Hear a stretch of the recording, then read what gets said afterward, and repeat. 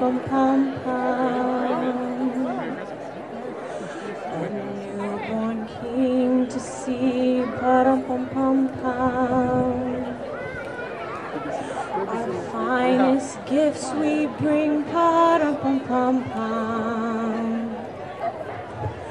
to lay before the king,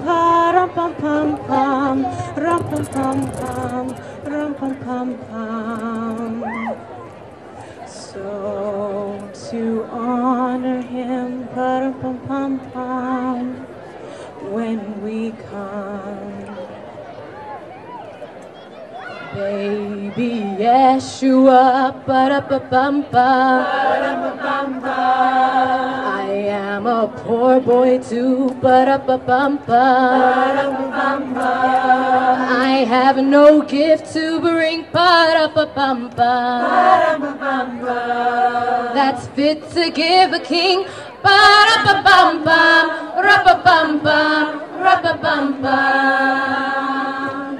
shall I play for you, when we come?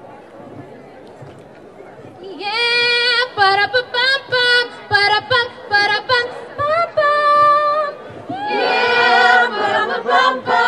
playing on my drums, Mary nodded, the ox and lamb give time, I played my drum for him, I played my best for him,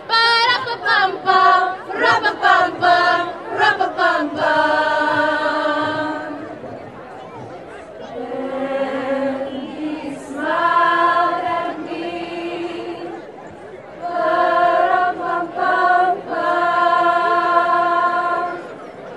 me and mine.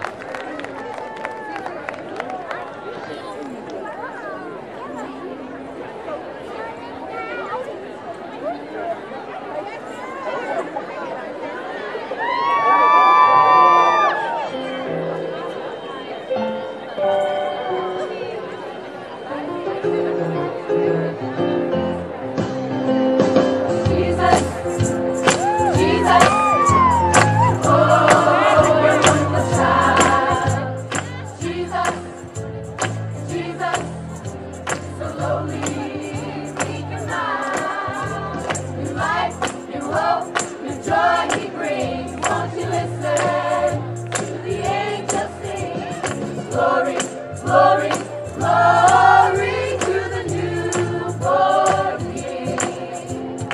Jesus, Jesus, oh, wonderful child. Jesus, Jesus, so lowly, meek and mild.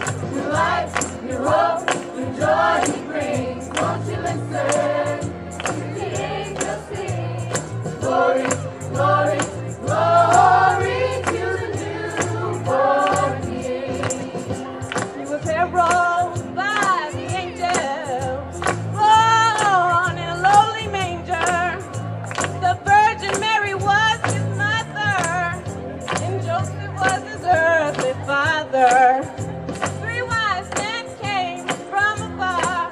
They were guided by a shining star to see King Jesus where he lay in a manger filled with hay.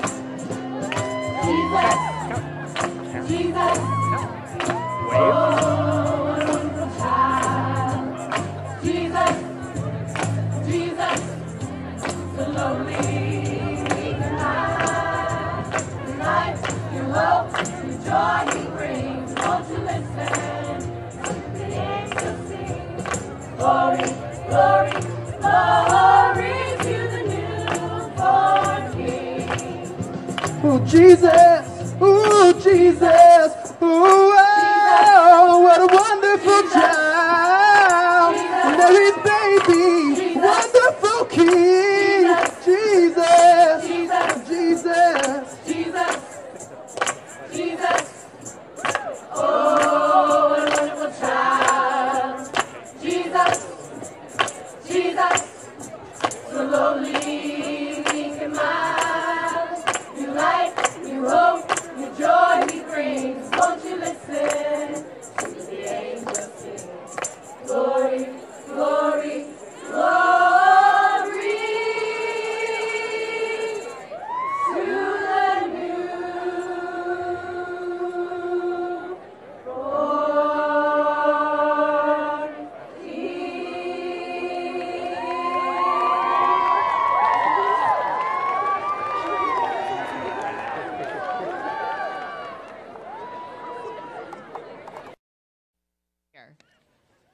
we will light this grand, beautiful tree. And over the years, students gave us feedback that it really looked more like a pickle than a Christmas tree. So we have inaugurated something called a pickle lecture, and you'll be able to hear that. And then one of the things that we also do is we honor one member of our community as the tree lighter of the year. And that is a very big surprise. And so you won't want to miss all of these fabulous things that are coming up. Meanwhile, there's apple cider and cookies around. There's a chance for free pictures with Santa, who made a trip right to Westmont College just to have pictures with you. And before we start, I wanted to invite you, if you could sit closer, because there's so many people on the outsides, come real close right up to the stage. I'd really like you to sit closer. And then now I'd like to invite Dr. Beebe to welcome you to what follows this Christmas tree lighting. All right. Okay, thank you, Jane. It's wonderful to be with you tonight and to be a part of this great festivity. After we have lit the pickle tree, heard the wonderful pickle address, and all those other beautiful things, James, thank you. You're a marvelous man.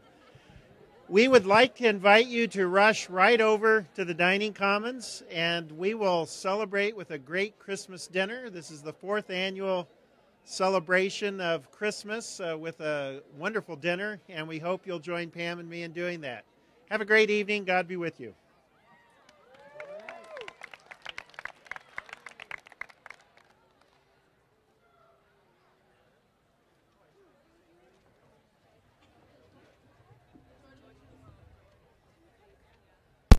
Please join us in singing Joy to the World.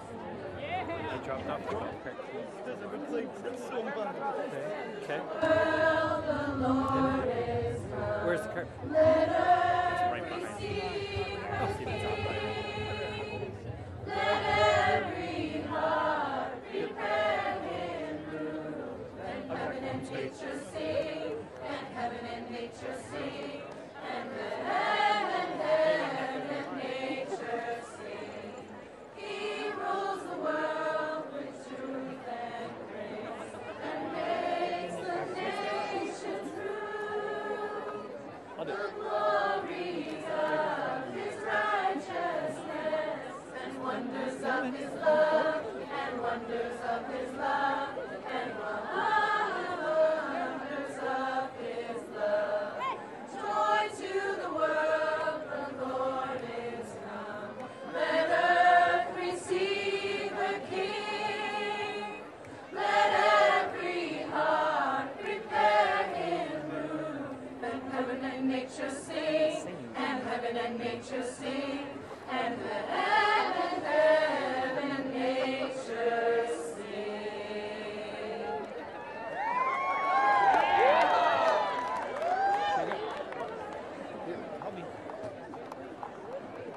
Hello, everyone.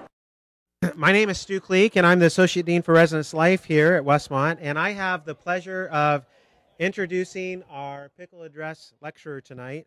But before I do so, I would like to let you know about some aspect of this. This address is actually partially crowd participation. So as I said, the faculty member will come up and will be saying the word. Part of the Pickle address is they have to say the word pickle 3 times during their address. And when you hear the word pickle for the first time, you say right after pickle the word ho. Okay? The second time you hear the word pickle, you say ho ho. Yes, I can tell we're Westmont students here and alum. Okay, and then the third time you say it, you hear it, and any time after that, you say ho ho ho. Right. So it's a little bit silly, but let's see if you're ready. I want to practice. So pickle, pickle, pickle. Perfect. Okay. Now, one of the things that you should know is that it has to be pickle. If it's pickled, no. If it's pickles, no. It has to be pickle. You have to pay attention. Okay. See, it didn't work. Yeah. Good. Good. Okay.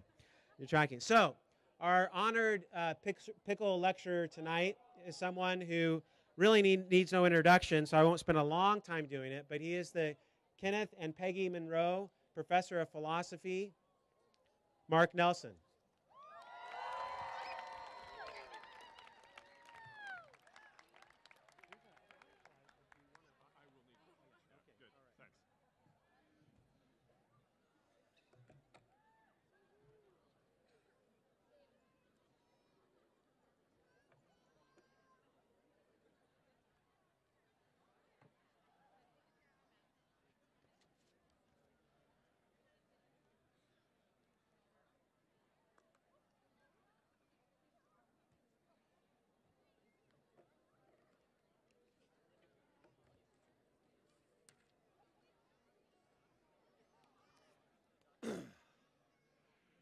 Well, thank you, Stu.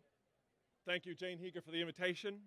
It's good to be with you here tonight under this tree, this odd-looking tree shaped like a pickle. Well done. Let me tell you a true story set under another tree 45 years ago. It happened during a family Christmas when I was young. And it concerns one of my little brothers, whom, for our story tonight, I shall call Jay. But you have to know a bit about what kind of kid Jay was. It's an unfortunate fact of life that in many big families, even loving ones, a certain amount of labeling goes on. Kids get labeled as the smart one, the dumb one, the athlete, the klutz.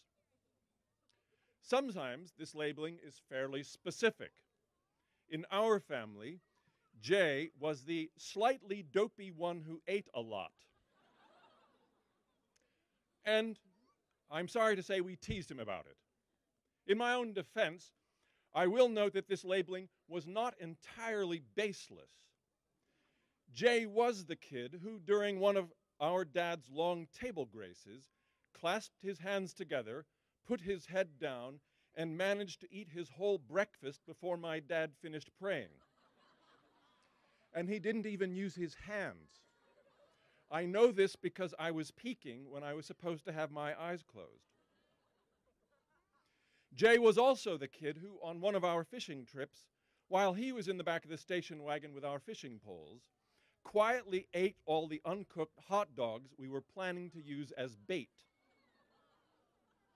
And he didn't even have any pickle relish to go with them. And Jay it was who came staggering into the house one day, covered head to toe with red spray paint. He had hammered a railroad spike into a spray can because he said, and I quote, "I wanted to get the little marble out."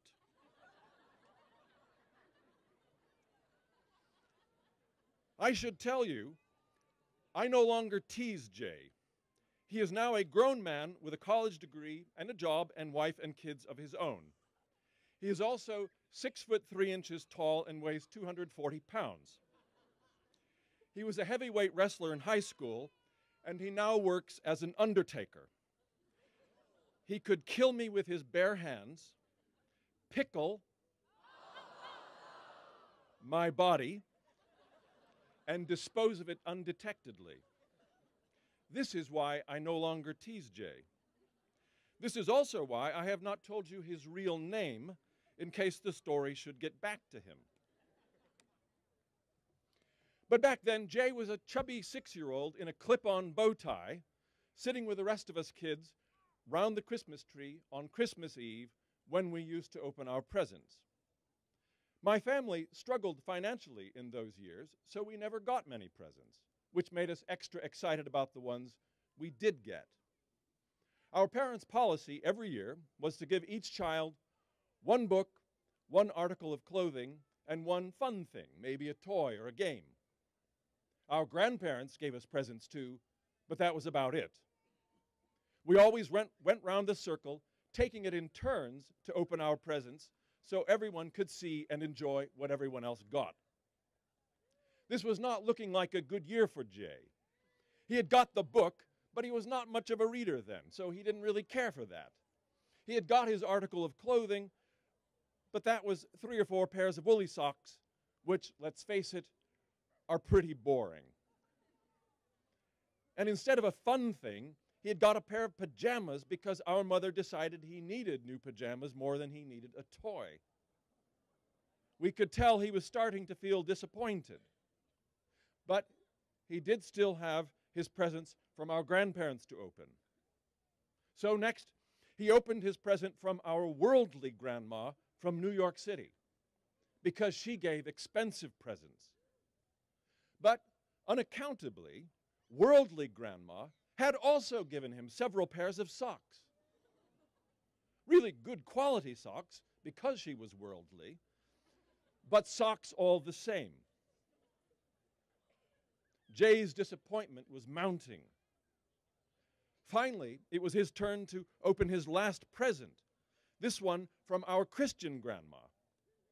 He tore the paper off, and there, much to his amazement, he found a box of chocolates, a huge Whitman sampler in that unmistakable yellow box, just like this one. Yeah. Now, we were a little surprised by this because this was our Christian grandma, an austere little farmer's wife in Nebraska who was poor as a church mouse. She was as likely to give a child a pound and a half of chocolates as she was to go gambling in Atlantic City with worldly grandma. Yet there it was in front of him. Jay had hit the jackpot. He excitedly pulled off the lid, ready to feast on chocolates, only to find that the box did not contain chocolates. Apparently, someone had eaten the chocolates long ago, and our frugal Christian grandma had just kept the useful-sized box for sending her gift to Jay. This box also was full of socks. Another 3 or 4 pairs of boys' socks, black, brown, navy blue. Socks, not chocolate, not exciting, not edible, not fun, just a disappointment. We were all watching Jay closely, and we saw his lower lip begin to tremble, and his eyes filled up with tears. And then something amazing happened. Maybe Jay remembered that this was a gift from a beloved grandma who was as poor as a church mouse, and that even socks represented a real sacrifice on her part. Or maybe the story of the Nativity that our dad had just read to us for the umpteenth time had finally sunk in, and Jay had begun to understand the true meaning of Christmas. Whatever it was, his lips stopped trembling, he creased into a smile, and he laughed through his tears. Yippee, more socks. No, wait. That's not really what happened. This is, I've told you, a true story. What really happened is that Jay immediately burst into tears and was inconsolable for the rest of the evening. The end. Bye. Happy Christmas, everybody. No, now, what is the moral of this story? To be perfectly honest, I'm not completely sure myself. I decided first that I wanted to tell a story just because I like it, and I figured I would work up some moral later on. So one possible moral is choose your Christmas gifts carefully, or you could really hurt the feelings of small children. But the philosopher in me thinks that maybe there is another moral here, or at least an insight to be had when we compare my Christmas story with the original Christmas story. In my story, Jay was disappointed because of the mismatch between the gift and the box it came in. The box was glorious, and the gift was not. In the original Christmas story, there is also a mismatch between the gift and the box it came in. But in that case, the box is not glorious, but the gift is. A baby conceived out of wedlock and born to a working-class teenage mother in a barn just is not glorious. But Jesus God become human, the Logos made flesh, is. And that is not a disappointment.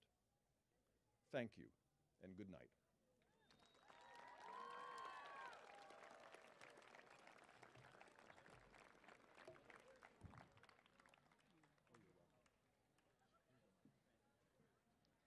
Thank you, Dr. Nelson. Well, one of the traditions of Christmas, in addition to listening to stories like we just heard, was singing together. And last year, Dr. Michael Schassberger wrote a song for this occasion.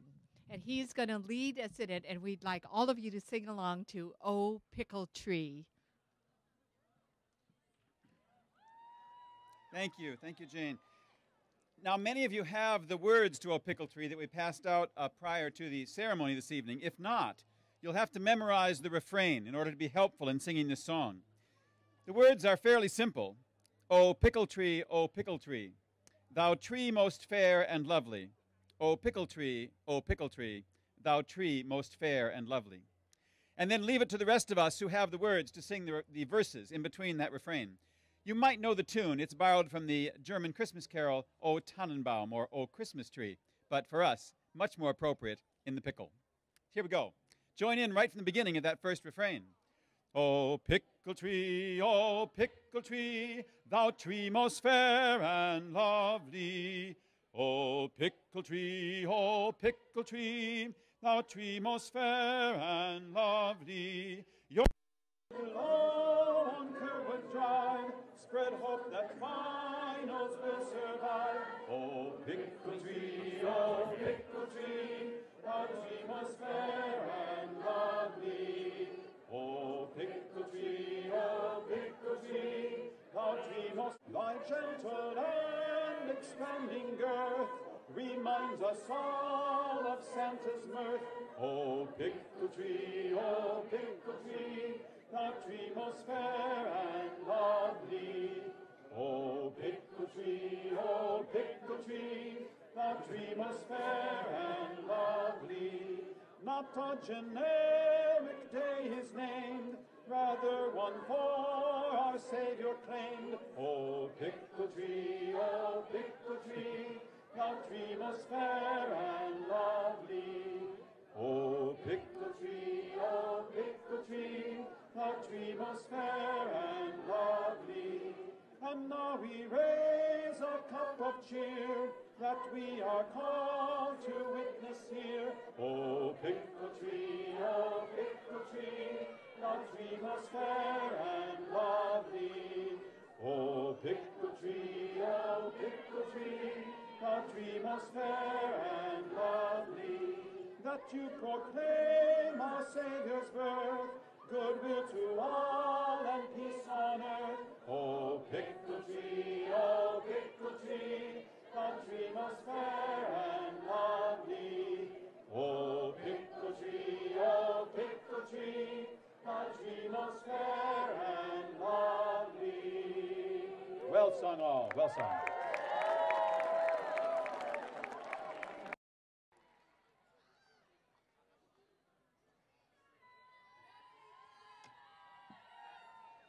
Hello, everyone. So, every year, WCSA is given the privilege of choosing the person to light the pickle tree, thus the box right next to me. So, we were sitting there in our meeting, and suddenly we look up and we have a vision. And there standing is the person that will light the tree for us. Not only is he dedicated to Westmont and a male, as I just said he, but he is a man of God and someone who truly envisages what we want in someone who can light a tree of this magnitude. Before I tell you a little bit more about why we chose this person, I'd like to invite Jeremy Fletcher up here.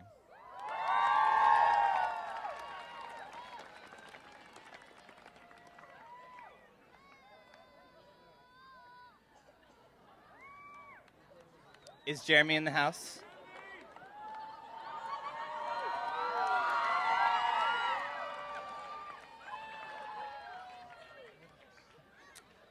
As you may or may not know, Jeremy Fletcher leads Potter's Clay, Emmaus Road, Urban Initiative, and WSM. In addition to his roles, he's also a husband to Anna Fletcher, RD of VK. Oh, got some VK people in the house. Jeremy has done an amazing job this year, stepping up for the student leaders. There's been a lot of new positions in student life, and Jeremy was the man who came together, made Leadership Retreat happen, and was just a great force for all of you, or all of us, who have reflected from that. Jeremy, we'd like to thank you and give you the honors of the Master of Ceremony to light the pickle tree.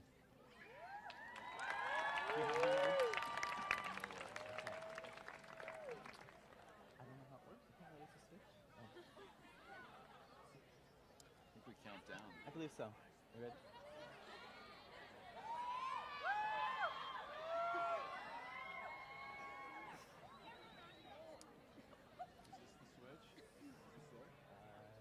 Let's see what happens.